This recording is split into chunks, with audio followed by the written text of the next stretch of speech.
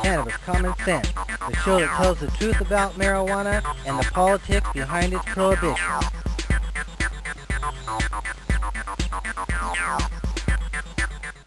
Welcome to another exciting edition of Cannabis Common Sense. We have another great show for you tonight. Our guest this evening is Juan Carlos Cabezudo in Paraguay.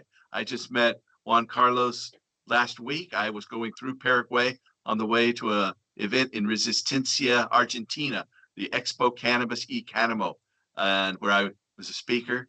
And Juan Carlos has been working with medical marijuana and industrial hemp. But before we get into that, let's, as we always do, bring on our infamous dancing cannabis leaves. I feel the force.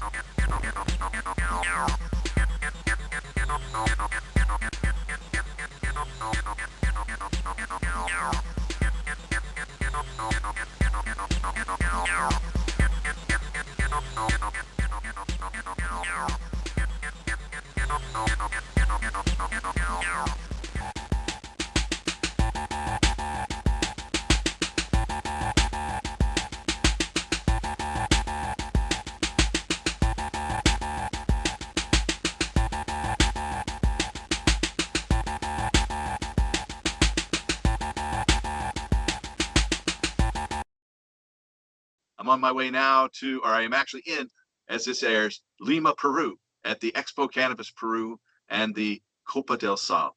So we will have our interview now with Juan Carlos Cabezudo, who's worked with medical marijuana patients in Paraguay and is a pioneer, an attorney with the Hemp Association of Paraguay. Stay tuned.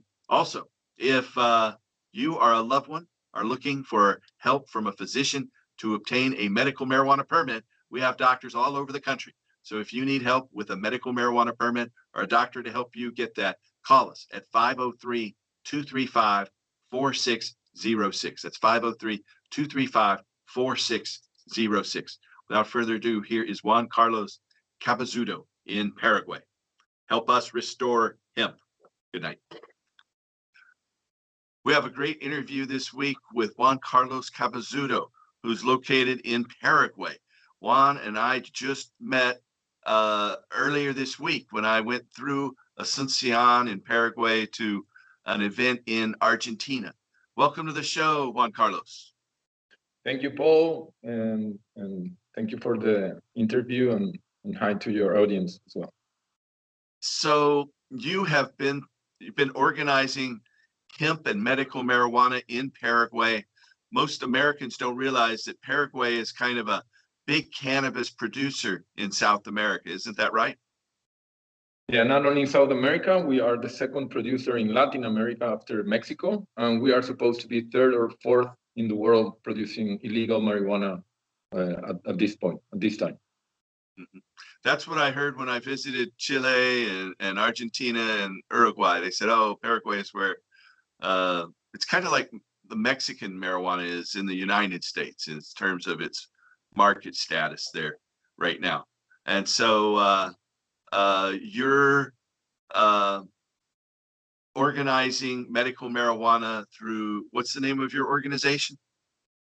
Actually, I have a farm. I had a farm until today because I think the next step in this process in a country like mine is not only to talk about marijuana or get the laws that we already have, but maybe that's where we should start for our audience out here that don't know anything about Paraguay. What are the current laws in Paraguay and what recent changes have taken place?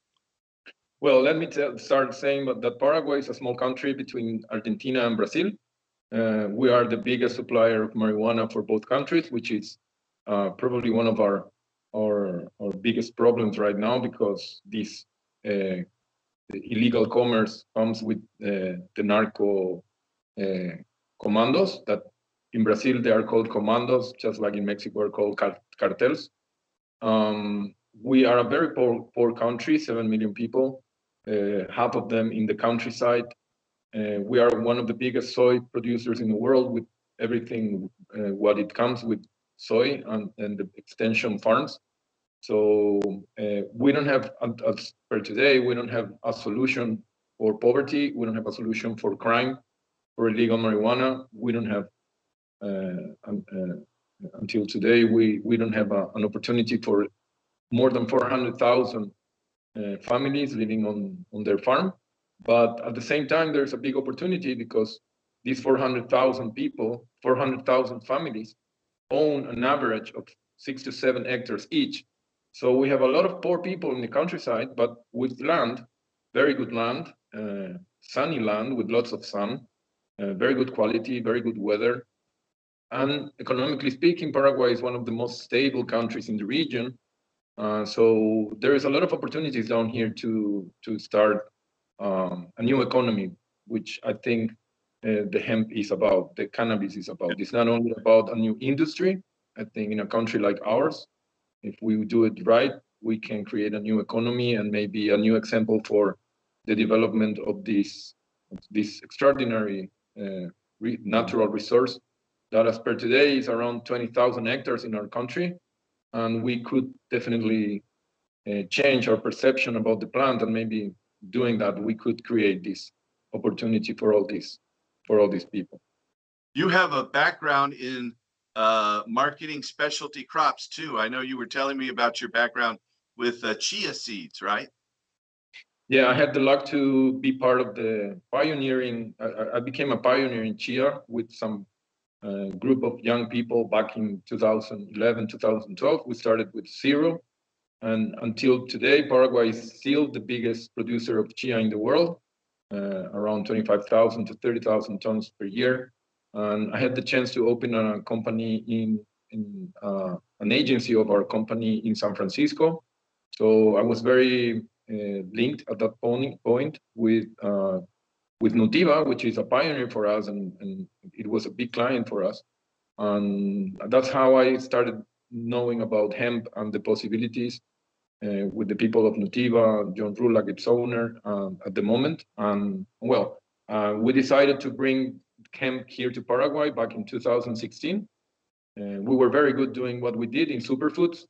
And we got the license from the authorizations for an experimental cultivar in 2016. But then the government decided to take away that license, and we had a few years of without any news in the field until in 2019 the government by decree established the hemp as a national interest crop, which is a very interesting detail because it helps a lot when you want to get a loan from a public bank, or you want to get investments, or to apply with investment laws. You can do it already in Paraguay.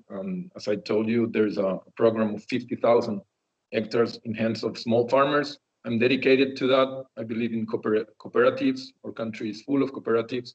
And I think it's a new model for the business. I know you've been around a lot in the world, and I think cooperatives is the next level of producing hemp, because we need to focus here in the small farmers and the organizations so they can be competitive and industrialize hemp as a part of a new era in the countryside in Paraguay.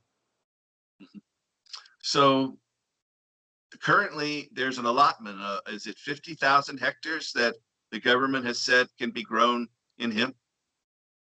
50,000 hectares started So in 2000. that's about 125,000 acres, which is about 20 square miles in our old English system.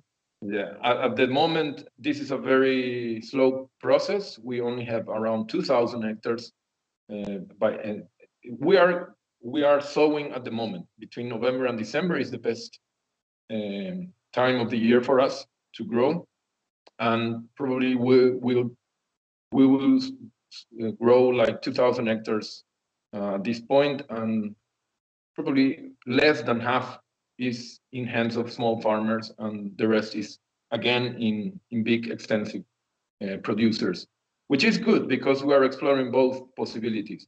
Hemp needs as well extensive producers, but the priority should be this time the small farmers, because they really need it. And as I told you, we don't have other opportunities. We don't have other product to to pretend a revolution, and we need it because the recession in the economy, the improvement of the criminal organizations, and the influence of this in politics. Remember that we are sadly very close to becoming a New Mexico if we don't find a way to work it out.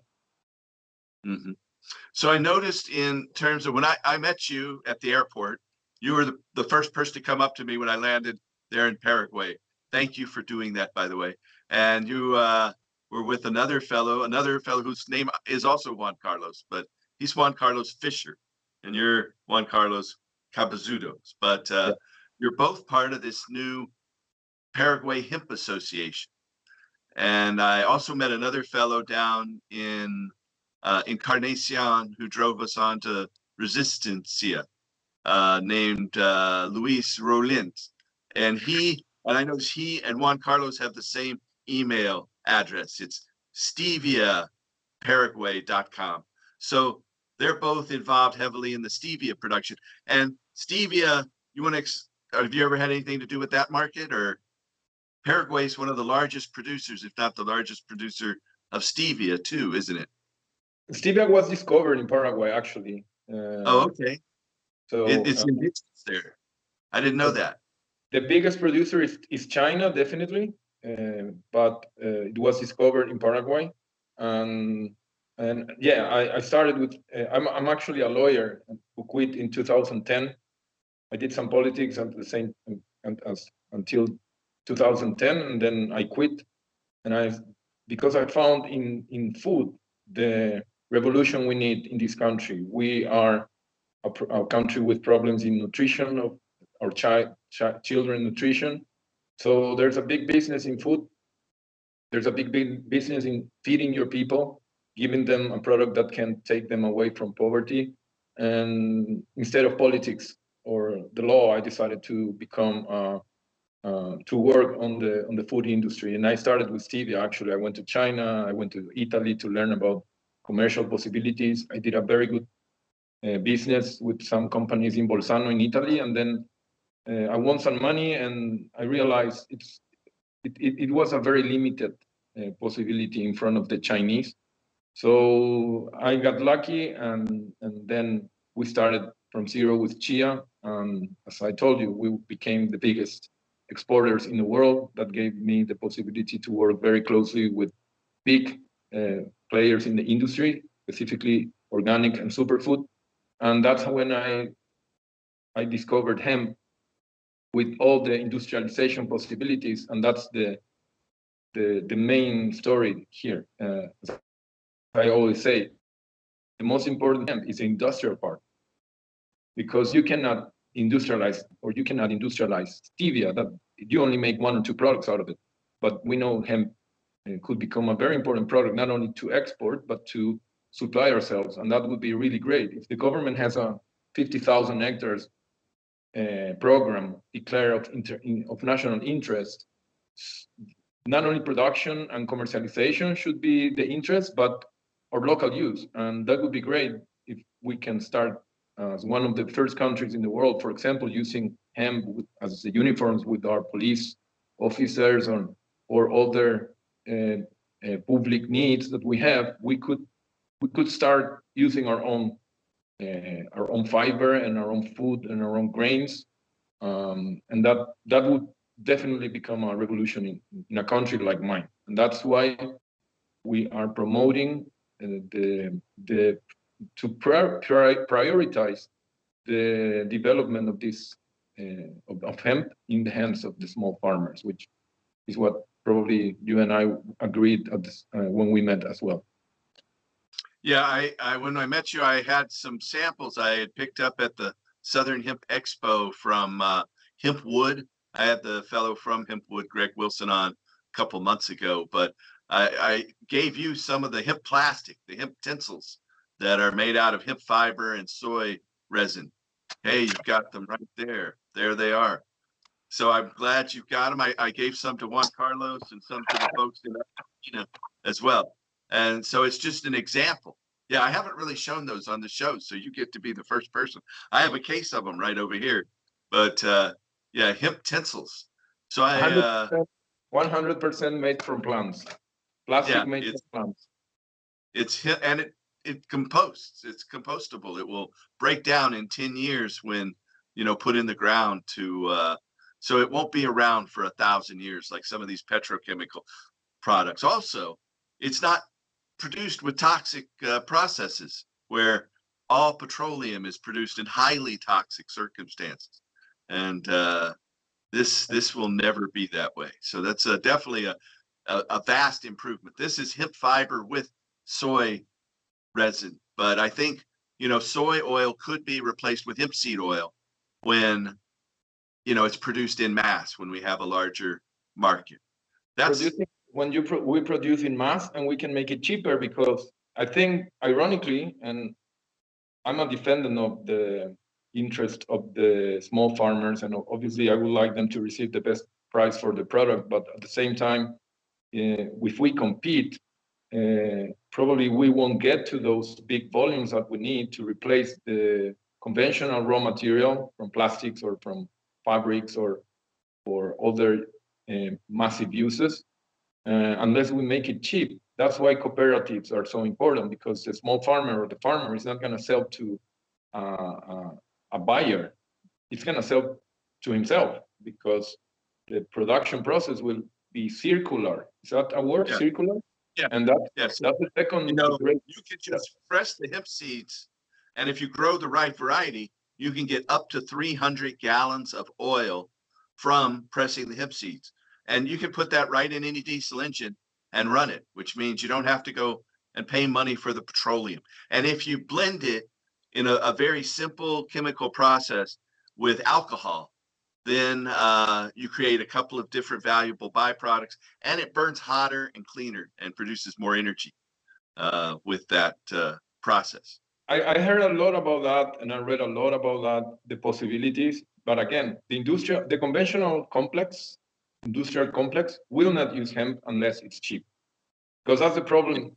That's the problem with petroleum. It's really very cheap when you use it and it's very cheap environmentally speaking as well. So, but now the world is changing. The environment rules are changing as well. Yeah, when the price of oil is more than about $100 a barrel, then vegetable oil becomes competitive, and the petroleum producers know that, and they don't want that to happen. That's why they made marijuana illegal to start with, was to stop the competition from the petrochemical companies. An old friend of mine, another lawyer like yourself, who's passed away about 10 years ago, taught me it's the petrochemical, pharmaceutical, military, industrial, transnational, corporate, elite, fascist sons of a bitches who brought us marijuana prohibition. And so this will naturally decentralize wealth. That's the potential, as long as we don't over-regulate it. And as long as we make it cheap, Paul, because we cannot force the industries to buy raw materials more expensive than what they're buying as per today.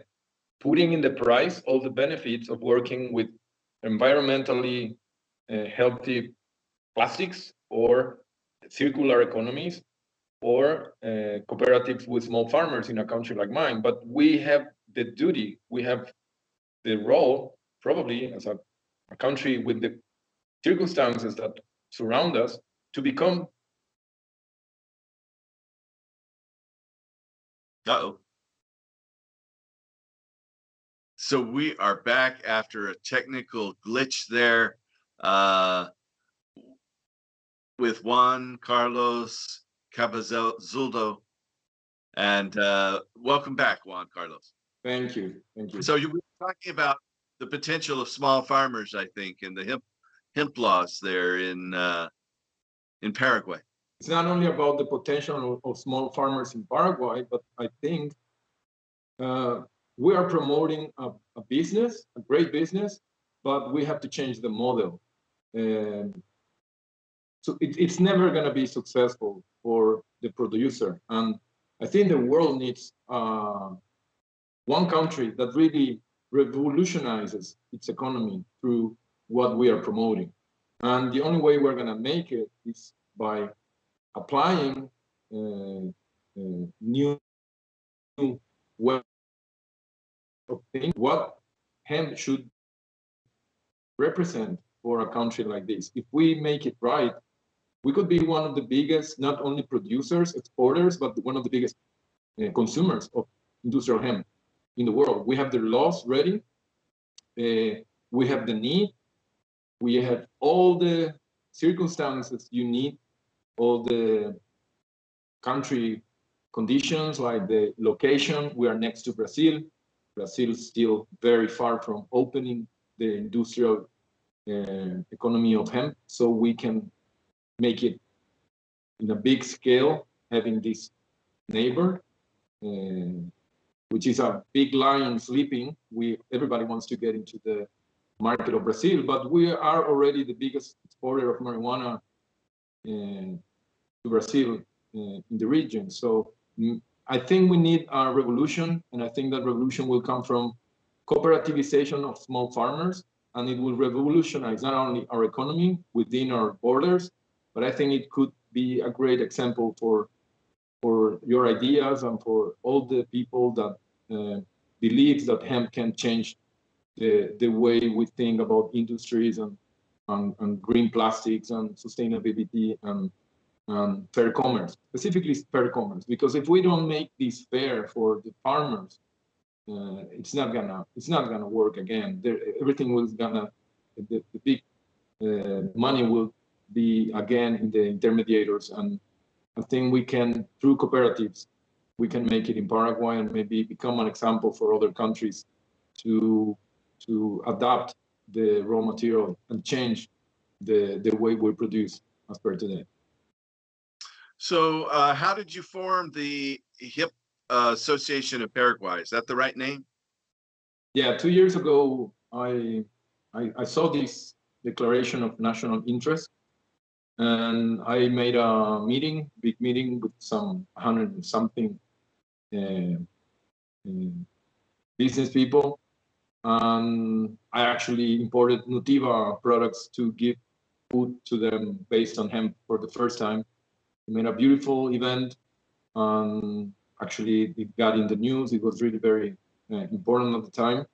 And there's a lot of interest here. We are not an industrialized country. We are an exporter of commodities.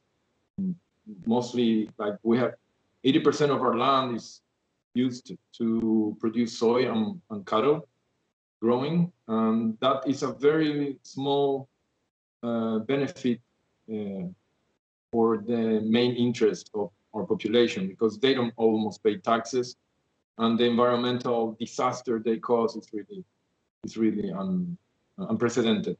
And now, because of the recession of the economy everywhere in the world, as I was telling you, I think we have the opportunity to change the model, and lots of business people down here are very interested in doing so, because poverty and narco are not compatible. They are very, very dangerous, and we need to give, this is not a thing that we can take a lot of time to decide. We need to give small farmers an opportunity to grow and to have a defense, not only in front of the soy extensive production, but in front of the narco problems. So we're working on that. There is a wonderful team of people ready to, because we need investment. We need not only money invested in this new industry that we have a lot within Paraguay, but we need specifically people who wants to come down to Paraguay, take a look at the Brazilian market, the possibilities of exporting there, or the possibilities of our local market, and come with technology, knowledge, experience, genetics, and a plan, because we don't have a plan. We have very good laws. 50,000 hectares is a very good starting point, but we don't know how to develop that amount of hectares. But I think that if we did, with help from companies or industrial companies that want to come here to Paraguay, I think we can make it very fast. So that's why, with the chamber and one of a university down here, the most important in agribusiness, this is the focus of my work today. We are organizing the first Expo Cannabis in Paraguay in the border with Brazil, in a city called Ciudad del Este, which is just in front, one bridge away. And this is important because hopefully someone listening to this show or the meeting we have can in the future help to attract these investors in technology, in knowledge, in experience that we need, genetics. We can bring them down here and help in the process. So now we're working on this expo. You know the Expo Cannabis from Uruguay. This is a franchise, so they come with more than 8 years of experience. This is not inventing something new. We want to bring all their experience, all their connections, all of their message, because it's a more than nothing. It's a cultural event to change perception of marijuana in general, hemp in particular, and promote the opportunities that we are always talking about. But I think Paraguay again could be and should be this revolutionary country that changes the rules. Because as per today, to be honest, I think they are not the massive volumes that we need to show that this could be the next raw material to replace most of the dangerous or the bad raw materials that we're using as per today, specifically environmentally speaking. So when are you planning to have the Expo Cannabis? I think I told you that I was a speaker at the first 2 Expo Cannabis events in Montevideo back in 2014 and 2015, but I haven't been back since to that event. I think I went to Uruguay briefly in 2016, but I haven't been back since then. First of all, you are already invited. You too, Bill. Paraguay is a very well-known country in our world of cannabis because we are a big producer. And I think it's going to be a great event with a lot of possibilities of changing not only lots of people's lives, but the whole concept of what we are as a country. We're not a narco country. We have 400,000 small farmers in the countryside waiting for an opportunity. And I think if we can call the right people in this event by March, April next year, we could develop a new model and support it with players that come and believe in that model. The goal is to produce cheap hemp so we can attract industries, because that's the revolution in Paraguay. We've never been able to develop any real industries. You don't have labor, industrial labor. You don't have qualified human resources in Paraguay. And if we bring a natural resource like this to the economy, we can help from the taking care of the land to the quality of the jobs and the capacitation and the quality of life that we can bring. So hope you can come. You already told me that you're interested. No, you can count on me to be there. So I'll be there. It sounds fun. And bring your friends. Yeah. We are very, very needed to learn. We cannot lose too much time. And when you talk about Uruguay, Brazil, Argentina, remember, they have micro traffic issues. We have 20,000 hectares. And that means a lot of problems with the government as well, because they are the ones that allowed in the first place that 20,000 hectares are today planted in Paraguay with all the bad consequences of it. And I think there is a role in this world of cannabis. We were the source of genetics for the development of the cannabis culture in the Mercosur, in the southern region of South America. But now we need help. We need help because we made this possible in 20, 30 years, the last 20, 30 years specifically. But now we need help because narco here is a problem. It's not just a point to take care of. It is one of the main issues to take care. And I think we have a possibility, we have an opportunity. And the expo should represent a very clear message and a very clear proposal to change things at that point, at that level.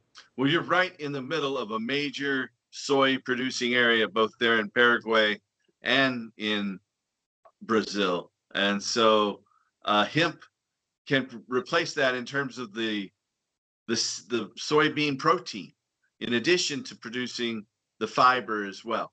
So, and potentially the medicine as well. My issue is that we overregulate THC and we make farmers destroy their crops if it has too much THC. I think we should produce it all from the same crop. You know, we should produce THC and seeds and fiber at the same time as CBD and the others. And that can be done. It's just this irrational fear of THC that limits farmers growing the low THC strains. Well, that's a future goal of mine. But in terms of immediately, the protein can replace, I think, more productive per acre in terms of protein production than soy. And it produces more oil as well, because hemp seed is 30% soy by weight, 30% oil by weight. And so it'll produce oil and protein, and at the same time, the fiber. Probably the easiest thing to start with is hempcrete, because it's so simple to make.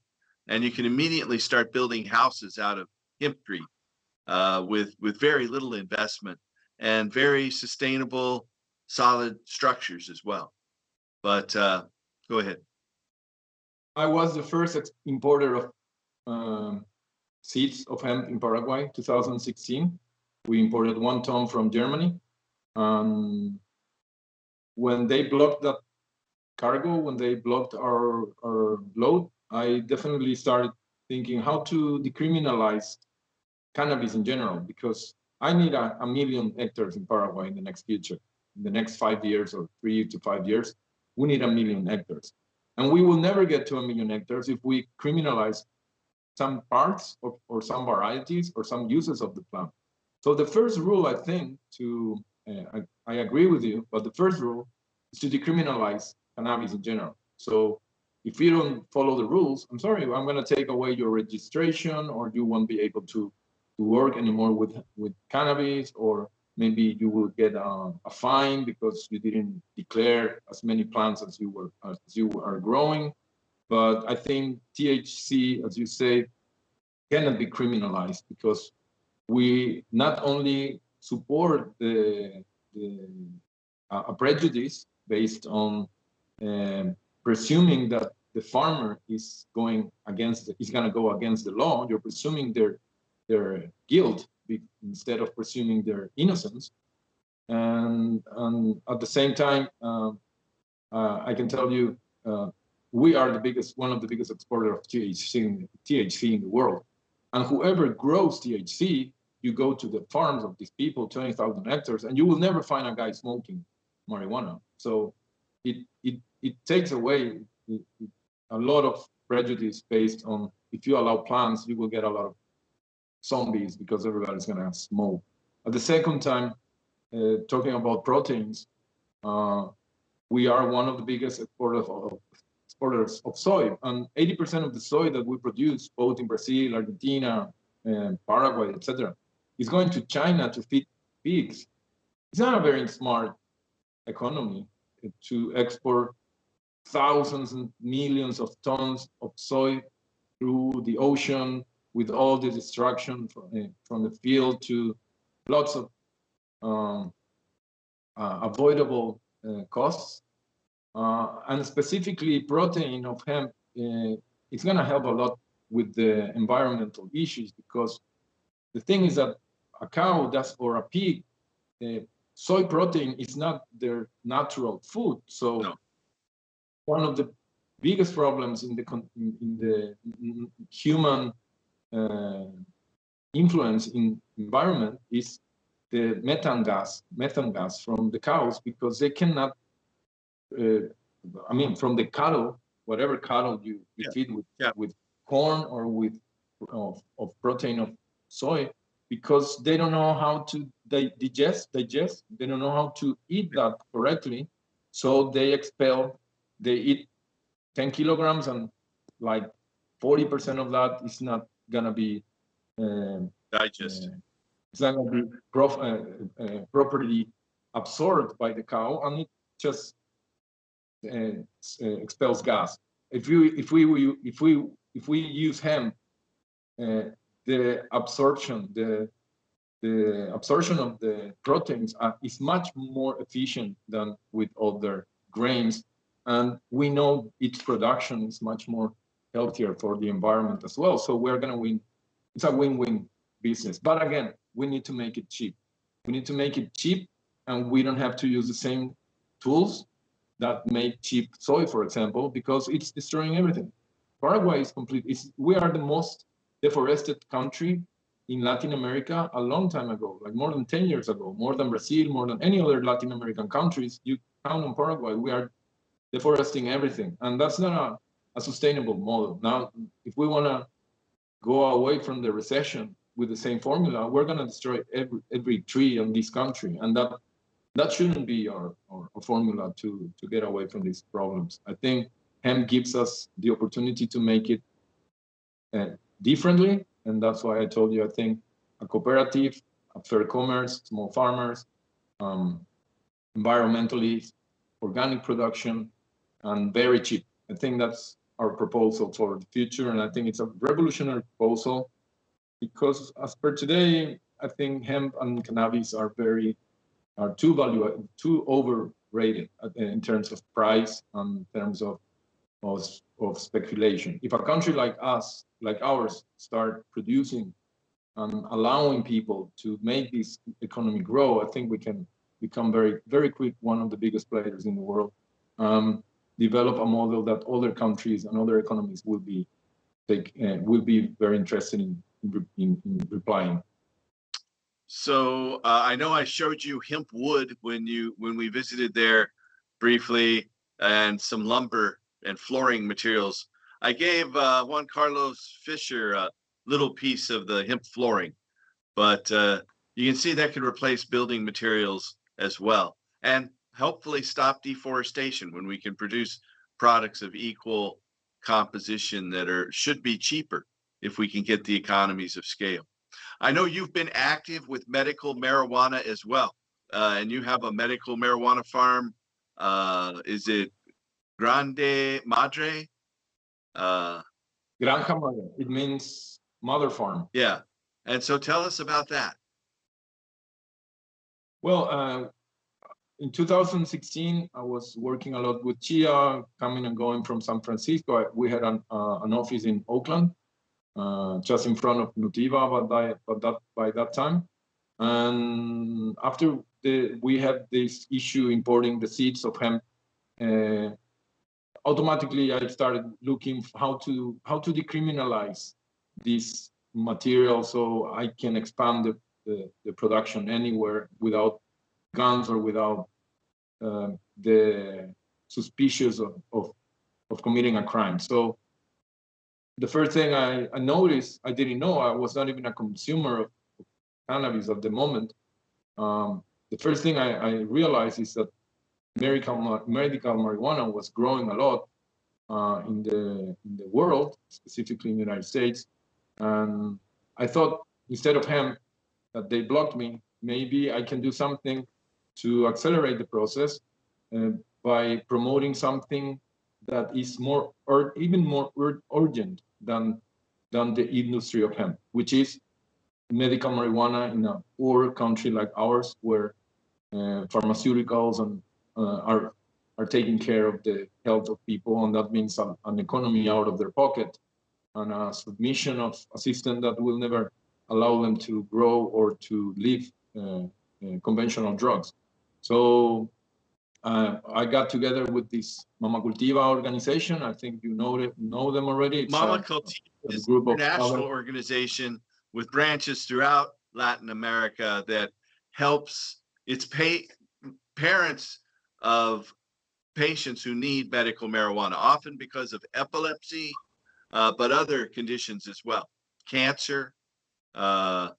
They started with epilepsy, and then the science is giving us every month, every week, we're receiving news from other kinds of issues. Yeah, so we work together. Yeah, we work together, and I can tell you, in 1 year working together, we got a law that is just like we have a law of 2,000 or 50,000 hectares in the hands of small farmers, in 2017, now it's going to be 4 years, we got a unique law in the world, very coherent with our who we are. We are a big producer of marijuana, so there was some logic declaring Paraguay, the government is forced by law to supply free medicine made of cannabis to every citizen in this country. We were very happy at the moment because there was a lot of public relations. In that year, we worked informing people, making people understand that this was good for children, this was not irresponsible. And after a year of work, we got this law, but until today, and this is happening in many countries, specifically in Latin America, this right for our sick people, our sick citizens, became an economic right for Big Pharma. Big Pharma is taking care of, sadly, is taking care of this supply, and it's not happening. There is 4 years that every Paraguayan has the right to receive free medicine, but until today we don't have any advance because I think the pharmaceutical companies are not interested at all in developing this medicine because they know in the future it's going to take away a lot of their business. So we are an extraordinary country in terms of the legislation, the hemp for small farmers, free oil for every citizen. But sadly, until today, we are completely stuck by corporations. And I think that's why the expo is so important in the next 6 months, because we want to expose this problem. We want to propose to the government to work together in a new line, open line, to attract interest and investments from other big players in the world. Because, as I said again, we don't want to lose time. We want to open the possibilities to everyone who wants to come to a country like ours, because of the benefits in terms of investment, in terms of taxes, in terms of location. There's a lot of benefits to produce agriculture in Paraguay. And I think one of the reasons of the expo is going to be to not only expose these monopolies, but to propose a new line of work, including the government, including the monopoly, because we want, whenever you want to come back, Paul, next time, or whoever wants to come to Paraguay, we want you to feel that there is an open market, and if you are good doing what you do, you can succeed here. That's very important for us. You know, I really have to say that I admire your activism for marijuana, medical marijuana, and helping children with your Grande Madre group. And so when I was there, I think I mentioned briefly, it was a coincidence that a friend of mine from America, Ken Hayes, who's attending medical school in Buenos Aires, just happened to arrive in Asuncion the day before I did. And we both were there in Asuncion for the first time. Well, he decided to go with me in Argentina in Resistencia. He did not previously know about the event. And another mutual friend of ours, Don Wirtschafter, was there as well. But so he was going to the bus station, and you knew he was coming, and his name was Ken. You called his name out, Ken.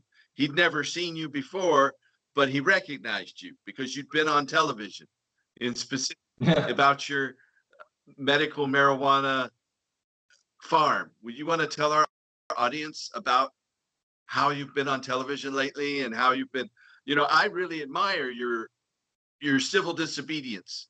And I've been in the same situation myself. And so I think it's definitely a great thing to talk about. You mentioned the right words. It's civil disobedience. I'm a disobedient since I read Henry David Thoreau, and I understand what it means on unfair law. And the thing is, even though we were helping more than probably 1,500, 1,200, I don't have the numbers. We never took care of that. We helped a lot of people. And, a lot of patients. patients. By May of this year, we not only worked in activism, but we were giving oil to people produced by us in a small farm 20 minutes away from the capital city. That's exactly what we do. We self-announced what we were doing, because if you don't do nothing wrong, announce it. We were very proud of what we were doing. And after 2 years working with organizations, with lots of people, making big events with hundreds of people in my farm, the drugs agency decided that I went too far, and they put me in jail. I spent a couple nights in jail. Start. When were you first arrested because of your medical marijuana crop? In May this year, by May 21st. It's been 6 months. I want to tell you, I sent you a document, but I never explained what it was. Yeah. After 6 months, the fiscal attorney decided that there is nothing wrong with what I was doing. But I had to spend, and even when you came, I was still with some limitations on my freedom. But now on this Monday, after 6 months limited by home arrest, I have been declared innocent in terms of drugs smuggling or whatever charges the local DA wanted to say that I was doing. So when it's a very good. Asuncion, I couldn't meet with you, and your picture was in the newspaper with like a hood over your head, and that's because I really can you imagine how strong is the influence of the drugs agencies when someone comes and talks about taking away their business? Because I'm not taking away any narco business. Narco in Paraguay is to produce for Brazil. As long as we legalize within Paraguay, there is not 1 hectare that won't be grown to supply Brazil, because we are a local market. We are very small, and big money from big commando. Yeah, it's not just in Paraguay. It's everywhere in the world. It's the corruption of law enforcement that is the biggest detriment, the biggest opponent to cannabis legalization. Not doctors, not psychologists. It's the police who enforce the marijuana laws. And why? Because they need that corrupt money. They're used to taking that marijuana and selling it themselves, and taking the resources of the people who grow it. And they depend on that job for their livelihood, and not even counting the corrupt money that it inevitably leads to. And so that's what's happened here. And so these drug agents decided to come after you. Are you going to be able to go to the Uruguay, Montevideo Expo Cannabis? I'm asking for a permission tomorrow, but because of the fiscal attorney already said that I should be free, there shouldn't be any limits to my freedom. And if I do, and I think it's going to happen, I think we won. Definitely we won. Because if after 6 months investigating my farm, which was a pioneer doing what I was doing, the fiscal attorney says that there was nothing wrong, that means not only I'm free, that means I can do it again. And I'm going to do it again. We are doing it, actually. I've showed you some. The people who have epilepsy, the people who have cancer, they need that oil. And not only that, I'm working with peasants organizations in the countryside, with small farmers organizations. And we have a couple illegal grown cultivars again that we announced by the police and the media and stuff. And we are making this a legitimate process. And once I'm free, and probably that's going to happen this week, at the moment, by the end of the year, I can tell you we're going to have at least 6 new projects in the north of Paraguay, which is 90% of the production of marijuana is in the places that I'm growing with these organizations. And we're going to succeed, that's for sure. There's no way corrupt power can avoid people from planting a plant once the message is sent. And whatever they tried to do, putting me in jail, what they did, I was doing this very, very what's the word? I was not making a lot of noise. I was just announcing myself to the authorities and say, hey, if you think I'm doing something wrong, come to my farm and let's talk. Please don't come with guns because I'm here. I'm announcing myself. These are the lists of patients who are working with. These are the organizations we're working with. These are newspapers talking about events of 500 people in my farm. So don't make it violent. But they had to make it violent, and they converted me in some sort of image of the process, and that was good because public opinion The way really. the way they depicted you in the television, you looked like you were some sort of a terrorist or something. But I'm glad. They put me handcuffs with a special belt, which is specifically designed for terrorists. Yeah. And a hood over your head, like it looked very bizarre. I'm glad you were free so soon. I'm sorry I missed you when I was there, though. But hopefully we'll get back together again soon out there. We will in the expo. It's a goal. It's where I'm gonna talk a lot about this. This is a very. I know we have a monopoly. I know we have limitations. I know, but everything is a part of a process, and there is something good about the process. I think we are by the side of the plant. I think nature is very wise. I think it's going to happen, even though ourselves, even if we do or do not anything, or we don't do anything. I think hemp and this new model of taking care of the producer is going to succeed. It's the only way to survive. I think we've made enough mistakes in the production line, and we forgot about the priorities. And hemp is a priority at this point, and the environmental laws internationally are putting it much easier than it was 20 years ago or 30 years ago when you started. You probably realize how easy it is today compared to how it was before. And I'm learning that very fast. I had to go through a lot of things, but I think what they did helped our project because it created a debate in society, and that debate was very easily won by us. There's no way in a country like us, like ours, like Paraguay, with all these narco problems, with all the poverty, and with all the potential production that we have, to avoid this, to take care seriously about the possibility of becoming one of the leaders in hemp in the world. And I'm very serious about that, and the next expo is going to be about that. We will guarantee to anyone coming that we will produce as much and as cheap hemp as we can, and the agreements will be signed with the cooperatives that will take care that even though the price is going to be very cheap, the well-being of the farmer is going to be taken care of, and the development of their communities through industrialization, which again, this is new in Paraguay. We've never been industrialized. So can you imagine if our first industrial revolution in Paraguay starts with hemp? I think we can do that. I think it's very expensive to produce hemp in the United States to make plastic out of it.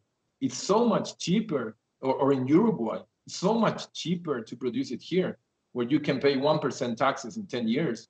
As long as you industrialize your production, you can receive lots of incentives. That the cost of production in the United States, the taxes, and the quality of life of people is not even close to what we pretend. If we can make a farmer win $2,000 or $3,000 per hectare per year, it's such an amazing product that we can develop. And I think we're going to make it. And this expo is going to be very important. So we don't put in the mirror, we don't in the shelf of opportunities for any investor. We are not going to put the same conditions than other countries. We are going to create something new, and our goal is to industrialize. Our goal is not to just export one more raw material,